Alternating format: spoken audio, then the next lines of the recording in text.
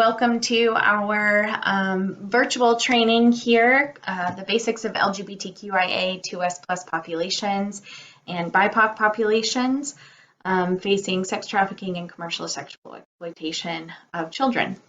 My name is Jacqueline. I use she, they pronouns. I identify as an out pansexual, genderqueer individual, and what that means to me is that the pansexual person, basically I'll get down with any gender, except that now I only get down with my wife, who is also on this recording in this presentation with us. And as a genderqueer person, I don't necessarily fit into maleness and masculinity or femininity. I'm just somewhere in between, right? That fluid nature of gender, which is to say I don't fit the boxes, right? I also identify as white, and I think it's important that we take note of that because I do have privileges in that capacity. I also have a lot of privilege when it comes to gender, right? Being cisgender, passing in many ways. I still express gender on a scale. Sometimes I'll look more masculine, sometimes I'll look more feminine, sometimes my presentation and my expression do not coincide with queerness. They more so coincide with femininity, which means I pass in some places, which is a privilege. And I think it's important we talk openly and honestly about our privileges because whether we choose them or we're conscious or unconscious of those privileges, they shape how we interact with the folks around us.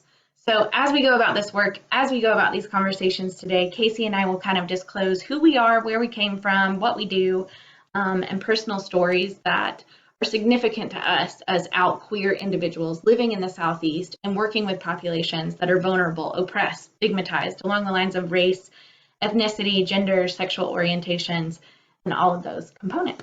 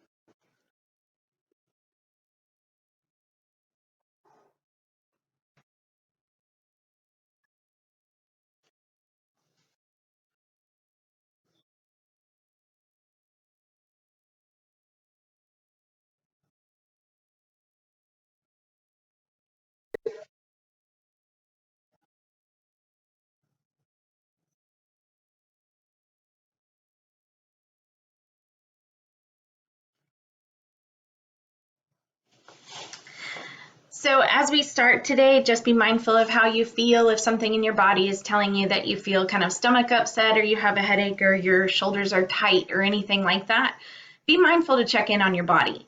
Not just for, is this triggering? Is this making me feel uncomfortable? But also, why is it that this makes me feel uncomfortable? Why is it that this potentially makes me feel unsafe? Is it because I don't want to get it wrong and I have the best intentions? That's great, but guess what? We're all going to get it wrong sometimes.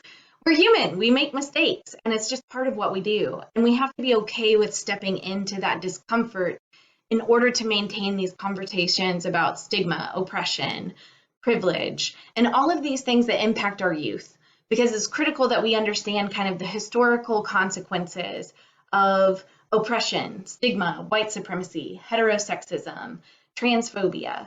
All of these things are additional traumas that our youth are facing in addition to being sex trafficked, in addition to commercial sexual exploitation.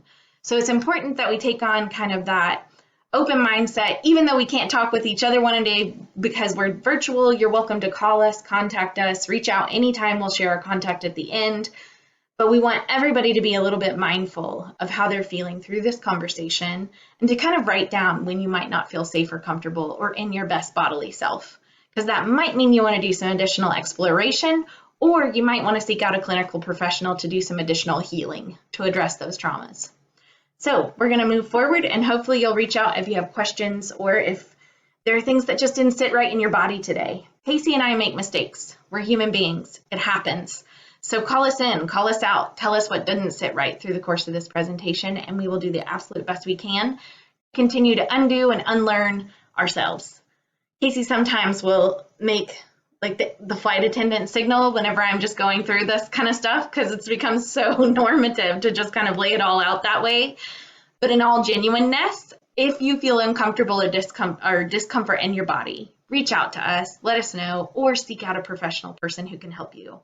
Because burnout, compassion fatigue, and secondary trauma are still trauma, and they should be treated that way. So if your body's not sitting well, check in with yourself and call us in or call us out if we just don't get it right today. Moving forward, key terms, LGBTQIA2S+. Some of you might know this acronym or at least a portion of it. What we mean by this is lesbian, gay, bisexual, trans, or transgender, queer, questioning.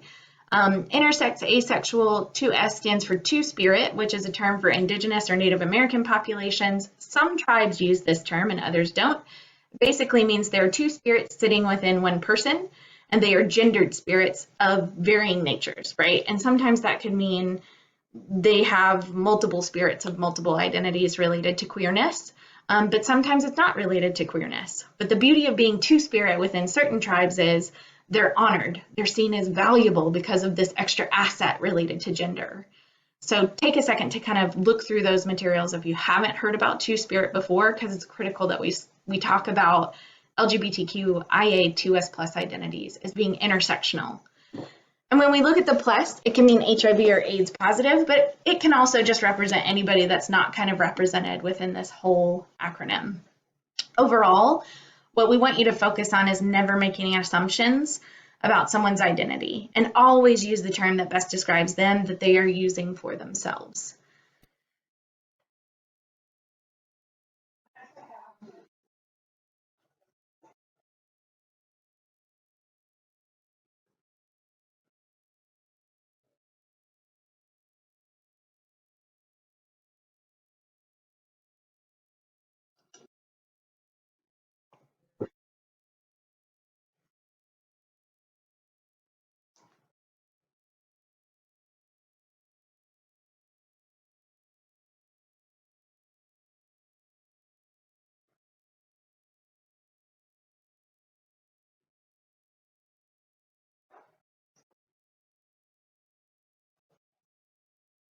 So intersectionality is this interconnected nature between social categories. When we look at people, we immediately categorize. It's what our brains do, right? We immediately turn on male, female, black, white, brown. All of these identifying factors shape into our brain.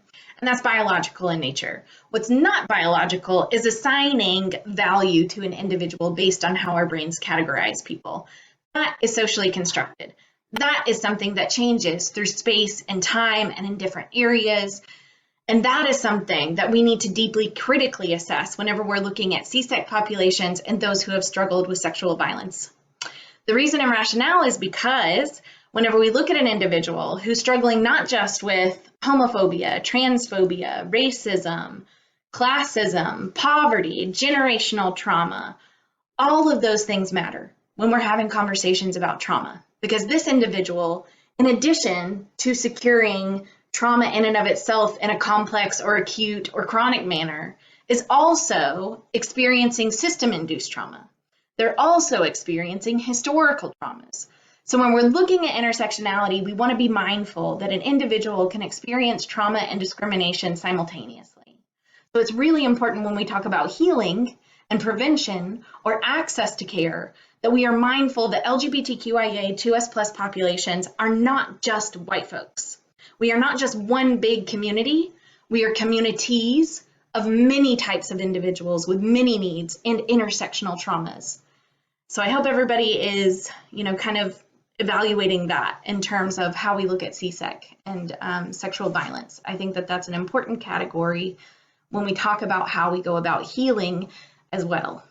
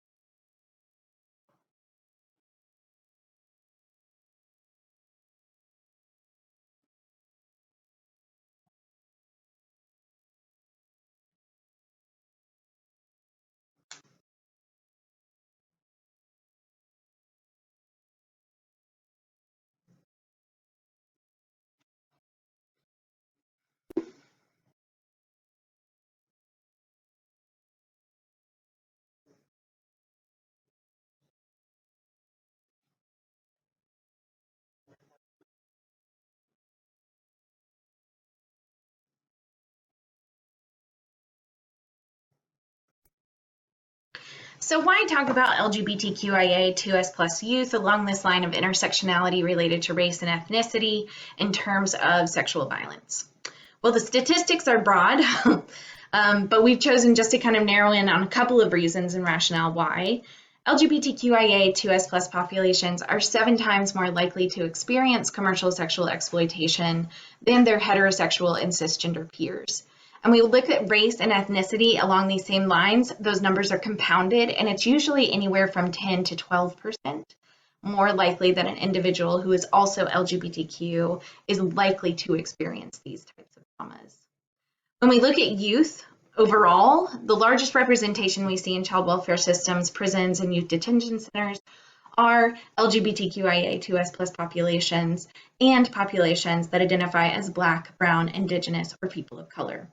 If you combine those statistics, right, if we're looking at LGBTQIA2S plus youth who identify as Black, Brown, Indigenous, or people of color, in addition to being queer, they are more likely to be seen in child welfare systems as a result of trauma, as a result of stigma, as a result of systems of oppressions, right? All of these things taken into account, and when we look at that intersection, they're more likely to exist in these spaces. In terms of sex trafficking and CSEC cases, often what we find is that we'll ignore those stigmas and that there's a lack of education among providers, law enforcement, and case managers related to LGBTQIA2S plus identities. Let me also say, when it comes to racism, ethnocentrism, understanding that not everyone speaks English as their first language, and when it comes time to talk about populations that don't have the privilege of citizen status, we also see a lack of knowledge, a lack of resources. So I want people to take a minute to breathe, because this is not necessarily on one person or one agency. This is a systemic issue that we need to look at as a whole. On a national level, on a global level, what can we do to truly consider ourselves intersectional? It's not just wraparound services, and it's not just changing the culture of our environments, and it's not just getting educational resources. It's really creating actionable steps to engage with people in a trauma responsive way. Because to be trauma responsive also means we have to be culturally affirming. And that can take a whole lot of change that happens at a system level. So most importantly, we want to talk here about our state, because that's where we have the most experience. In Georgia's state and private agencies, we do not currently collect data on LGBTQIA2S plus population. We do collect data on race and ethnicity, although I think it could be limited. I think we could expand some of those population needs. In terms of like AAPI, we only collect Asian or Asian American. It's not necessarily specific to ethnicity or cultural background, just as one example. So there are definitely gaps in services that are happening with our queer folks too, because we don't collect data on sexual orientation, and we only collect data on cisgender, female or male populations at this time. So whenever we look at kind of like our state as an example, we are certainly not the only ones that are not collecting this data. And if a tree falls in the woods, people say, did it really happen? And me, as a person who started in a historical kind of background and in cultural studies, I say, as long as somebody wrote it down, then it did happen, because then we have the evidence, right? So what I want to encourage is that your agency take the time to consider, how are we collecting data? Do these lives exist within your data sets right now? Or is there a way for us to improve how we're taking data and collecting data? That's a trauma responsive, consent-based way to ask clients to center themselves in the stories that we're sharing within our agencies. So take a minute and really think through, how are we collecting data on these folks? Are we asking them, do you intersect on the lines of gender, sexuality, and race and ethnicity? Because if you're a two-spirit person, you have those intersections within one identity. So that's just an identity, not the whole person. The whole person might have things related to substance use in their family, generational trauma, a lack of access to educational resources. All of these things are part of intersectionality, which we're going to talk about a little bit more.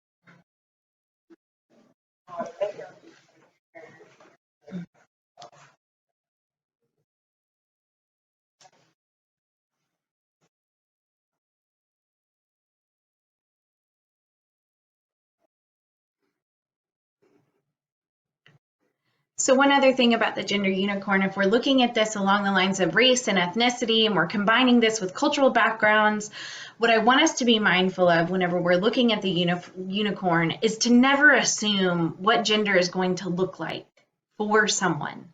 You know, whether they're white, black, brown, African American, indigenous, whether they identify as a person of color or multi-ethnic or biracial or multiracial, we have to be conscientious that socially constructed differences do exist, and we can't shame them or make assumptions about them, but we need to embrace those and celebrate each other. Because how gender might be performed in various cultures can have a range, right? And it's really important that we consider that and we be mindful of that, because when it comes to trauma, we need to be conscientious of how individuals express their gender and how that expression can sometimes become convoluted and sometimes troubled by any kind of sexual violence. When we talk about sexual violence, oftentimes it involves the body, right? More than not. Whether that is a virtual image or a digital image or whatever that might be, our bodies in some capacity are involved. And that means gender is involved. That means gender expression is involved. It means the heart of what happens with trauma related to sexual violence is deeply connected to our bodies, which means anything related to our bodies, whether it be race, ethnicity, gender, sexual orientation, all of those things can become heightened in an individual, particularly a child, who is struggling to kind of navigate, who am I sexually attracted to? Who is my body sexually attracted to and responding to, even if my family has said that's not who you're going to be sexually attracted to or bonded to. I think it's really important that we think about this critically. And for individuals who are ace-identifying or agender, individuals who are kind of like fluid or don't necessarily have an assigned attraction, this is a conversation to have with them too. It's a conversation that says, are you all the way back here? Do you not feel sexual attraction? Because that's okay and that's great too. That means you're back here at the very beginning of this continuum with the circle. So whenever you're having these conversations about attraction or about body or about trauma, I think this is a really good way to talk with folks about what are they feeling about themselves in this moment and how has trauma potentially impacted conversations around the body and the self.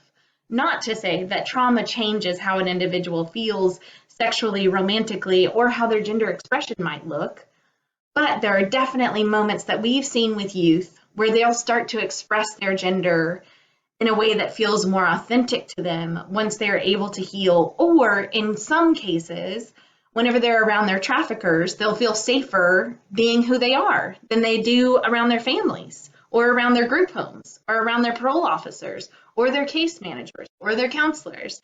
Sometimes a trafficker has used an individual's sexual orientation and gender identity to capture that young person into feeling safe only with their trafficker. So it's important to be mindful. How is my youth expressing themselves whenever they're in my presence versus whenever they're being trafficked, or versus when they've first been kind of taken into custody, or whenever they are, in a prison system? How is their body looking different? And how are they expressing gender and sexual orientation in various spaces?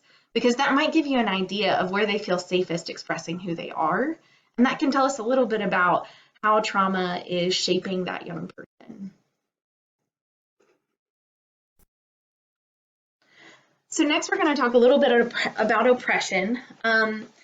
The main thing I want us to pay attention here is this idea that the fear of difference created by those with power and dominance creates these things called stereotypes, right? These things that go partnered with privilege. There are some truths in stereotypes. I mean, Casey and I have 4 dogs, and we definitely are in a queer relationship that appears to be 2 lesbians, even though I'm genderqueer.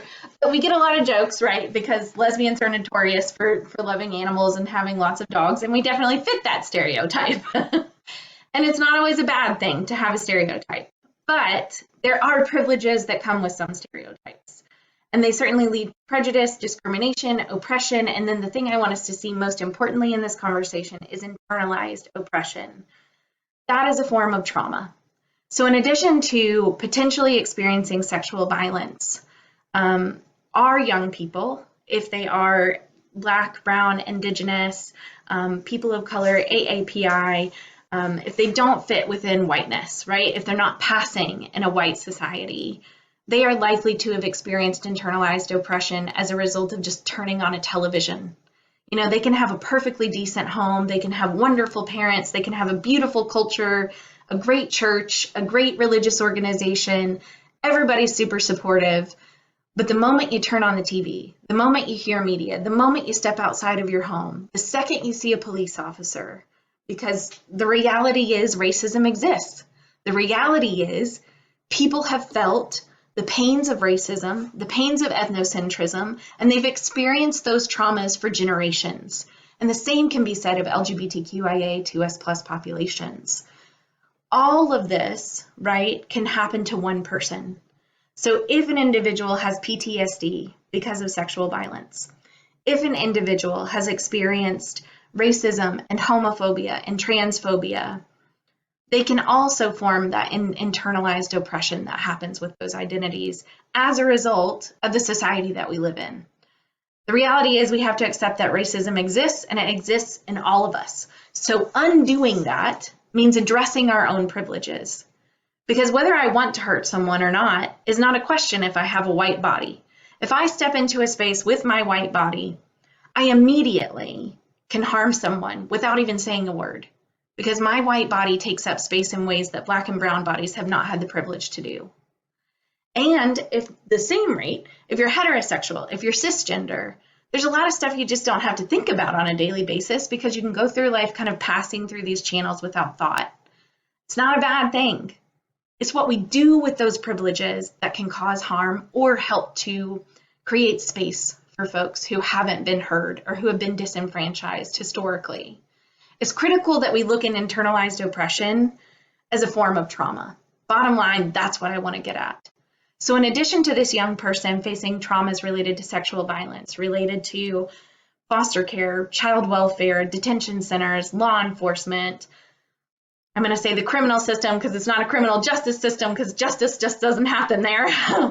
But related to that system, right, that legal system, all of this is trauma in and of itself. But if we also look at how is this child experiencing internalized oppression as a result of larger numbers of Black and brown folks being imprisoned than white folks, as a result of turning on the TV, as a result of hearing about public policies that are telling them they don't belong in sports, or gay doesn't belong in a classroom, or critical race theory, or histories of Black folks don't belong in classrooms. All of that is happening to them in addition to any kind of sexual trauma they might have faced. As a person who is a survivor myself, I can tell you my white body and my body whenever I was expressing being female very well. I had, makeup that I wore regularly. I had big blue eyes. I was thin. I was white. I was tiny. I was young when I was first sexually assaulted. And I remember going to group therapies and sitting next to Black trans women who did not look like me, who were silenced, even in a support group for individuals who had experienced sexual violence. But when I spoke, people believed me, people listened. So I think internalized oppression can play out in very subtle ways and sometimes in very direct ways. And what we need to be paying attention to is how is that power and dominance shaping the spaces where people come to experience healing? Because we have to undo and unlearn all of these things that we've been taught unconsciously, whether it's in our families, in media, wherever it might be. And on some level, we all have a privilege in something. And at some level, we've also experienced the harm of that fear of difference. I think about white cisgender men often, and people will say, well, they're to blame, they're at fault, right? And to a degree, yes, they have privilege, but also they've been shaped by a system that, and I'm sorry if I'm going to be a little vulgar here, but these are realities of the terms. If young white boys are not strong, if they don't, act like a man or be a boy or whatever it is they're supposed to do, they get called a pussy or a faggot. And frankly, those terms are harmful, not just to gay men, not just to individuals who have vaginas, but also to that young boy. He is then being taught, this is how a man should behave. And that means I shouldn't have access to my emotions or feelings. It means I should constantly be tough or strong. And sometimes it means I need to pick up a gun in order to cause harm. And that is harmful to that child and our society at large. So when we think about internalized oppression, and we think about power, when we think about privilege, I want us to be conscientious of what that looks like for our children. What does it mean to teach a boy to act like a boy? What does it mean that a young person sitting in a group of folks who are there to support them related to sexual violence are not talking about every single aspect of who they are? And can they talk about their queerness in addition to any kind of sexual assault? We have to be conscientious of these things when we're serving youth, because it's really critical and really important that we think about this. I hope everyone is on board with that, but if not, reach out to us, email us. Let's talk about it more. You know, doing this virtually without you here to ask questions is hard, but we're open to having very real conversations with you, either over the phone or virtually when we're done. Intersectionality we've talked about a little bit already. These are numbered, but they are certainly not hierarchical, right? All oppression is related, as we can see in the previous, right? Everything is related. The system is part of it, right? But I want us to be really mindful that intersectionality is about all of these various connections. And I know that y'all are having this awesome conference in Kentucky, which is Casey and I's home state. We now live in Georgia because I have Casey and I together have a very deep love for the Southeast. We have a deep love for our home because this is where we live. And I think it's so important that we talk about region in addition. It's not listed here, but whether you live in a city, whether you live in a rural area, these are also intersections that we need to think about, and how that is performed and what that looks like in a queer person or a person who identifies as a person of color can vary based on those locations too. So when we look at that, I just want to kind of give that background on intersectionality. I also want to share that I have Kimberly Crenshaw here because she is the official academic birthplace of the concept of intersectionality.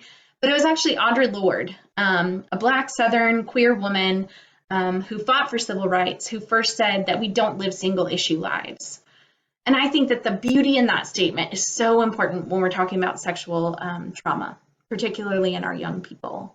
They are not dealing with a single issue struggle, right? That family could have experienced generational poverty. Maybe the parent that unintentionally trafficked a child had also been trafficked themselves. So we're talking about generational traumas, right? And that is where intersectionality, I think, is really key in conversations about sexual trauma and sexual violence. We're talking about looking at systems of oppressions that oppress individuals in various ways, whether that's along the lines of race, ethnicity, gender, sexual orientation, class status, lack of education, lack of transportation. All of these things are interconnected. It's not just one.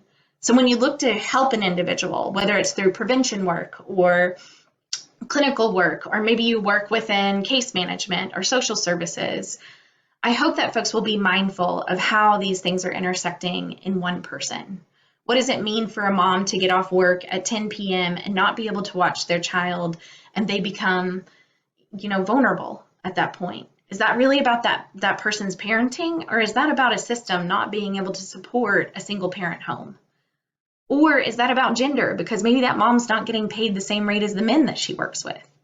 We just have to be really critical and mindful of how intersectionality is playing out in the lives of those we serve.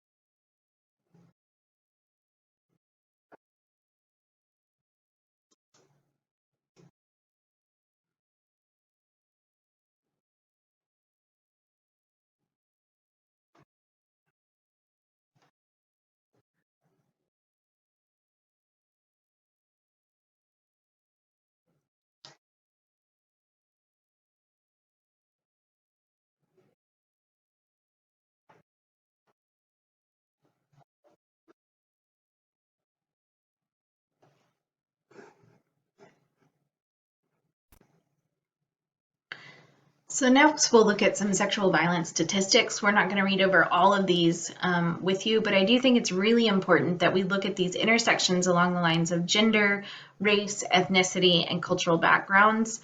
When we look at sexual violence among trans individuals, statistics go higher than the statistics for cisgender individuals, even if they are lesbian, gay, bisexual, or multisexual in some capacity. Trans individuals experience more sexual violence and at higher rates, and typically the crime itself is more violent in nature, and it might go hand in hand with a hate crime as well. It often does. And when we look at individuals that are trans and they identify as Black, Indigenous, or people of color, multiracial, Middle Eastern, those statistics again are compounded. They're higher. So this is again where we might see that conversation about intersectional identities and intersectional oppressions playing out, right, in these statistics. The thing I want to point out here in the Black text is that I myself, whenever I was sexually assaulted at 18, identified as bisexual. I wasn't out to anybody other than a couple of close friends, but 46% doesn't sound maybe alarming, but I think what's most important is that we recognize that 100% of a person experiences that sexual assault. For me, I was 18. I was sexually assaulted the first time, and then I turned to substances to cope with that sexual assault and to cope with not being able to talk about my sexual orientation. And at 22, I experienced what police officers and law enforcement called a corrective rape. It was an individual, a man, who felt like he could correct my sexual orientation through sexual assault. He thought that he could fix my bisexuality through a quote unquote good fuck, excuse the language, but that was his terms. This was an individual that I disclosed my sexual orientation to, obviously, because he knew. And so I think it was definitely a component of the sexual violence that happened to me. And I think when we talk with our youth, often that happens, right? And re-victimization happens often as well. And some of these statistics just don't show that, right? When we hear about youth who have been sexually assaulted, often it's more than once. So I think, too, it's really important when we look at statistics, when we look at data, to also be calculating the rate of re-victimization. We just don't see that enough in our agencies. And the reality is, if a child experiences abuse at a young age, they are far more likely to experience sexual assault as an adult.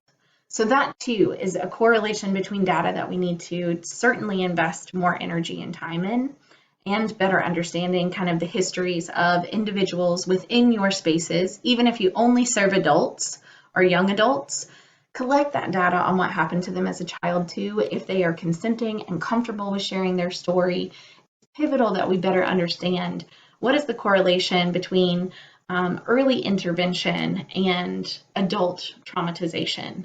So I think it's really important that we look at these statistics as not just, 46%. Well, it may not sound too bad, or 17% doesn't sound too bad, but the reality is 100% of an individual experiences that sexual violence. And when it comes to social services, when it comes to law enforcement, when it comes to legal systems, we start to call people by their cases or their case numbers. And I think sometimes we just have to remind each other there's a human being behind what is happening to these individuals. And it's critical and important that we get them the care that they need.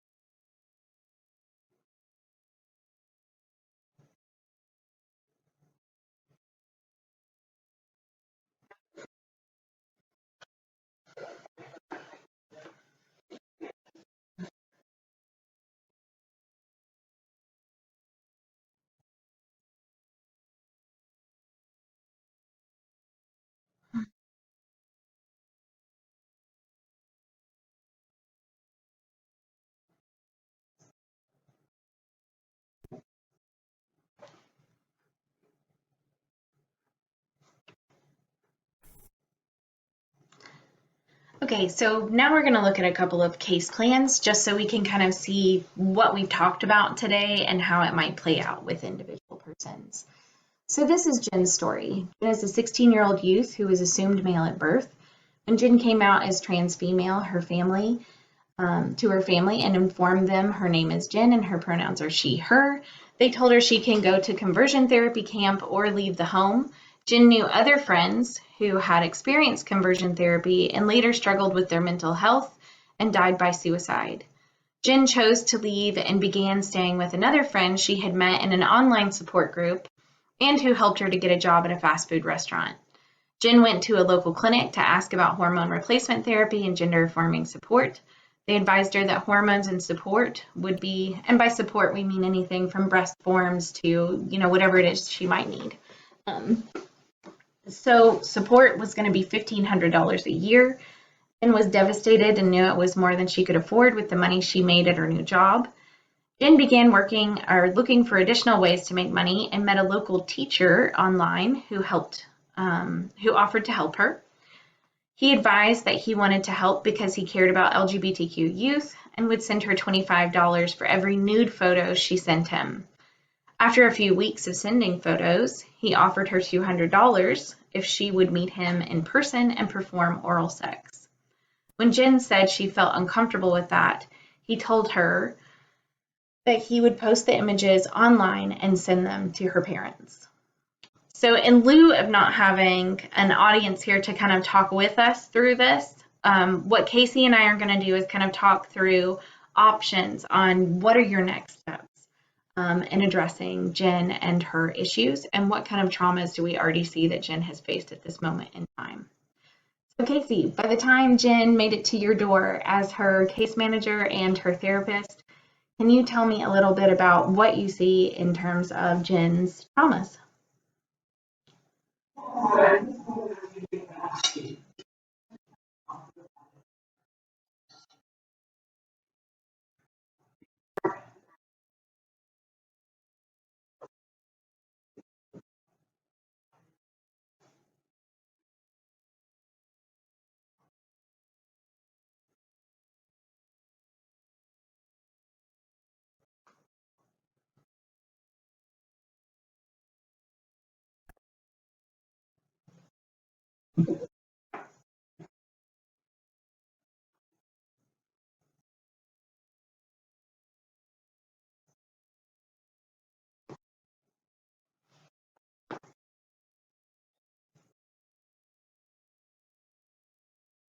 Right.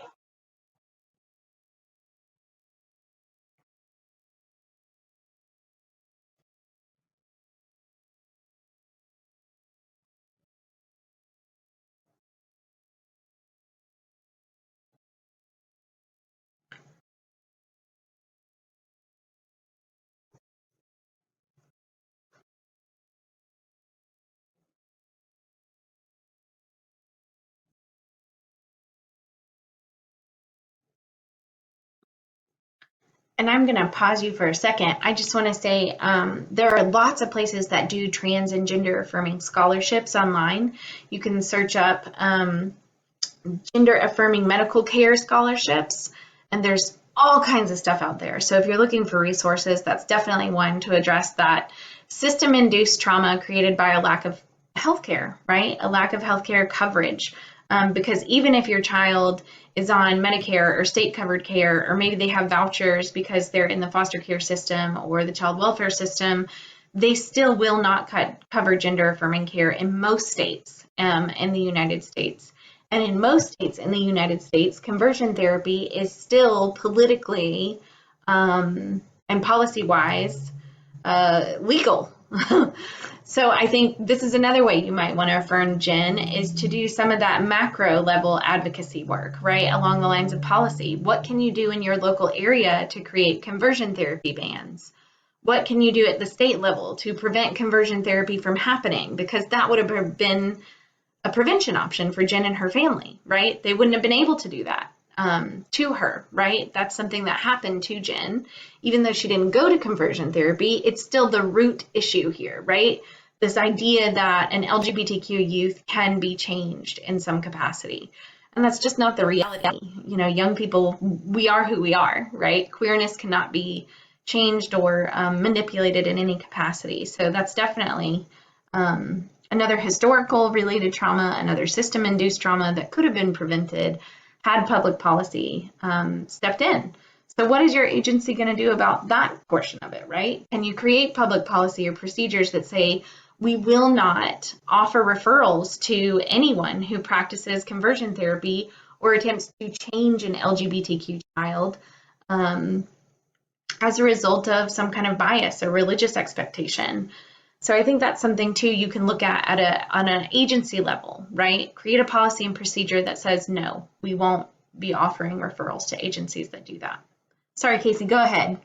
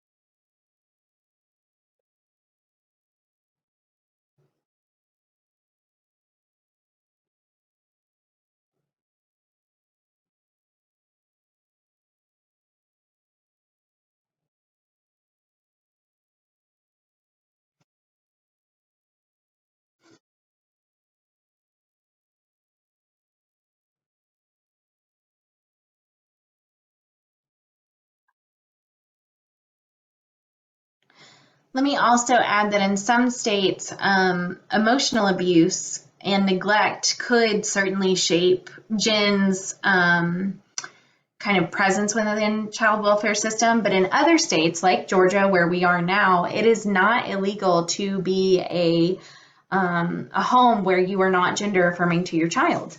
And in Texas, we can see where they're doing investigations on parents who are gender affirming to their children. So if you're, coming from a state where policies are preventing trauma responsive and gender affirming care for children, that's another avenue that you might want to look to. How do we protect our youth if public policies are telling us that it's okay to be a home where a child can be abused along the lines of gender by not being a gender affirming home? And what I want to suggest and recommend here is that if the child does end up in custody with parents again, it is more likely that they will run again, and it's less likely they'll seek out care. It's less likely they'll report. So the re-victimization rate actually gets higher with children who are returned to homes where they are not affirming. And the violence that happens to these young people escalates. So at first it might be a suggestion for conversion therapy, then it might be forced conversion therapy, and then it might escalate to physical, verbal, emotional abuse. Although suggesting conversion therapy to change your gender is already what I would argue emotional neglect and abuse. But in the state of Georgia, legally it's not. So I think it's really important that you also hook up this family, if they end up with custody and rights with Jen, with a very serious counselor that they see and talk with on a regular basis. And for parents like Jen's parents, maybe they're just ignorant. Maybe they just don't know. Maybe they don't know what to do. Maybe they thought, maybe I can change my child. And maybe that's the safest thing for them because maybe that parent just wants to protect their child. So I think what's really, really important here is that you talk with parents about accepting their child for who they are. And then the step up from that is let's affirm, let's celebrate. Because acceptance, it's basic bottom line. I accept that you are who you are is one thing. But to say I affirm you, I love you, I celebrate you for who you are is a different thing.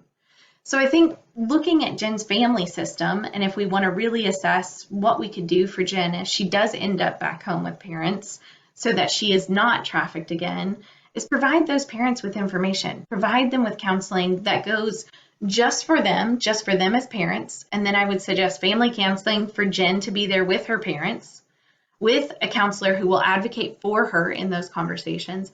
And then finally, maybe a third therapist for the parents to go to a grief counselor. Sometimes grief counselors can help parents of LGBTQ youth to go through that grieving process of losing the child they thought they would have and having the child that they have, to embrace that person as who they are. And I think some LGBTQ folks will even have a reaction to that, but it's what I recommended to my mom, and it's what I've recommended to other parents. It's really important that those parents get a chance to kind of grieve whatever kind of family system they thought they might have. Doesn't mean that that family system can't still exist and that it can't be enhanced with an LGBTQ child in their home, but it's also important that parents get to have those safe spaces too. We have to advocate for those parents and those family systems, those group homes, those detention centers, as much as we have to advocate for Jen and other LGBTQ youth, because the reality is youth live in those environments, they live in those cultures, and those impact them too. So we only have a couple more minutes. So what we're going to do is ask you to look at Jacob's story here very briefly. Jacob is a 15-year-old youth who was assumed female at birth. He identifies as a trans boy, and his pronouns are both he and they.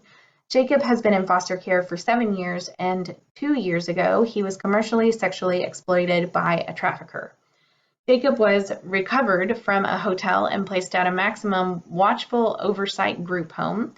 Jacob began attending therapy, going to school, and working towards his goals.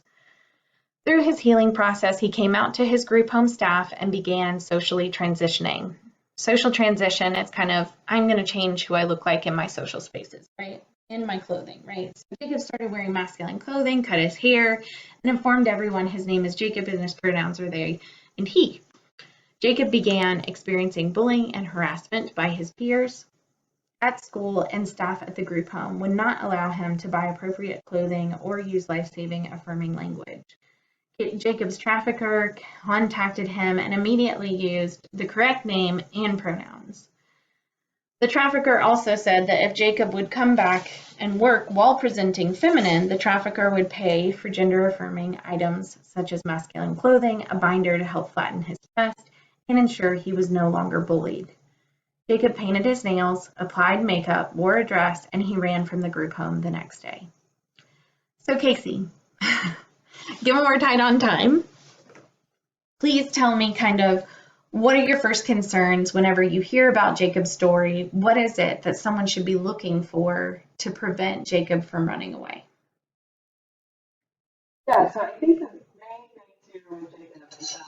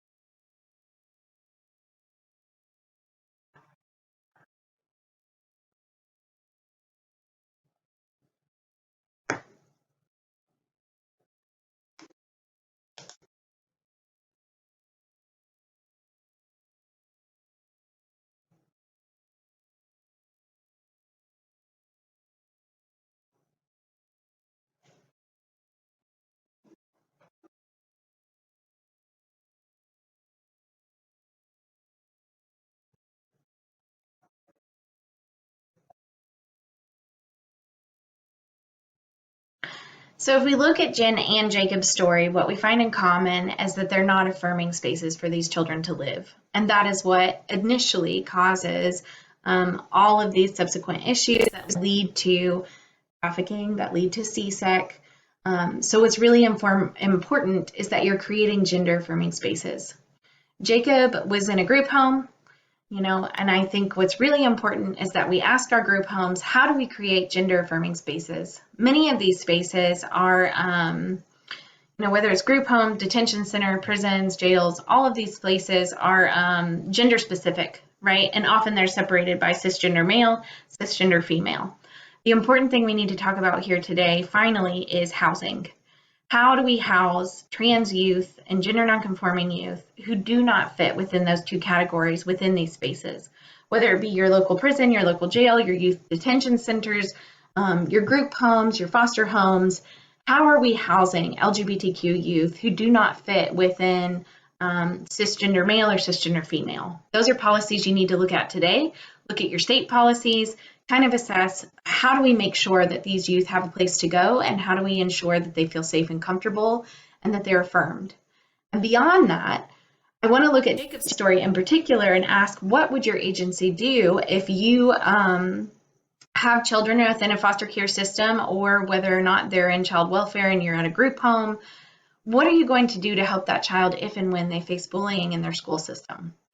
I think it's important that we work with our school systems to create GSAs, or gay straight alliances, or gender and sexuality alliances, and we create those clubs for youth to have those connections within their schools so that they can feel safe going to school and learning. We know a lot of kids are propelled to run away from home as a result of either discrimination within their group home, or discrimination within their homes, or discrimination at school. It's likely they're going to experience some kind of sexual violence as a result of that runaway status. So I think it's really important that we consider, how do we make spaces that these children spend most of their time in, school, home, work, community events, sports and athletics, affirming for our children? How do we ensure that they feel seen? How do we ensure that they feel affirmed and that they have an adult person that is safe and able to talk with them about what it means to be LGBTQ and out in our society, particularly if they've already experienced sexual violence? Because the goal here is to prevent, right? The goal here is to really talk with our agencies and say, how do I advocate for children that have identities that are stigmatized, that are oppressed? How do I ensure my child is safe? So whenever we look at these stories, just take that, I hope, with you. And if you have questions or concerns, or you have a case that you'd like to discuss, or a child you'd like to talk with us about, please contact us anytime. You'll find support and resources, and you can schedule a full-length training. Casey and I have done workshops. We've done day-long, just kind of like building together, what does this look like? The reality is none of us know. We've never been here before, right? And the beauty about that is we can come up with creative solutions, because serving LGBTQIA, 2S+ populations, and populations that identify as Black, Brown, Indigenous, or people of color, it's critical that we have these conversations, because we do see higher demographics. So I think it's really important and mindful that we take the time to really train our staff to think about what our agency looks like, talk about our policies, to diversify our grant funding. All of these things play into how we serve our young people who have experienced sexual violence, or who are more likely to experience sexual violence. So thank you so much for your time and attention today. Again, these are all the things we kind of build trainings on. We've done stuff from an hour to 6 hours long, whatever it is that you need, just reach out. We don't have all the answers, but we can offer you what we can. And we certainly strive to do the best that we can to have the answers. And if we don't, we will find someone to help. So thank you so much for being advocates and allies. We know that we can't name ourselves advocates. Somebody else has to do that for us. But I am going to name y'all advocates today, because you took the time to come and listen. I hope that you'll reach out. It always feels so weird to present without being able to talk to people while we do it. So Casey, did you have any final things? I just want to say thank you so much for doing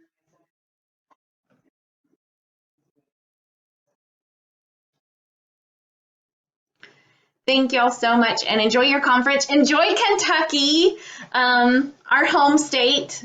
Definitely, if you drink and you're able to drink, check out bourbon. It's the only state where you can make it because of the limestone. Anyway, I could go on and on about Kentucky. We love our home. So enjoy Kentucky. Buy things, be a tourist, increase the economy of Kentucky, and definitely enjoy the beauty that is our home state. Thanks so much for having us.